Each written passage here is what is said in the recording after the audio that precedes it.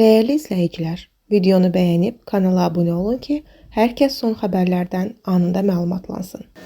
Yeni növ koronavirus COVID-19 infeksiyasına yoluxmuş xəstələrə Bakı şəhər Baş Səhiyyə İdarəsinin tabeliyində yaradılmış xüsusi ambulator tibbi məntəqələrində ambulator poliklinik yardım göstərən tibbçilərin əmək haqlarına müddətli əlavənin vaxtı uzadılıb. Baş nazir Əli Əsədov bununla bağlı qərar imzalayıb.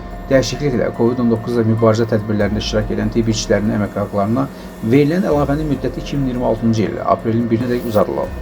Klarnet ifaçısı Hüseyn Məhəmmədoğlu paylaşımı ilə diqqət çəkib. Xəbər verilir ki, o Sumqayıt şəhərində qanunsuz təcavüzat hallarına qarşı mübarizə tədbirləri çərçivəsində Sumqayıt şəhər icra hakimiyyət və aidiyyəti qurumların birgə iştirakı ilə qabaqlayıcı tədbirlər həyata keçirərkən əməkdaşların səkləri zəbt edən və pərakəndə ticarətlə məşğul olan satışlarla kobud davranması ilə bağlı yayılan videonu parodiya edib.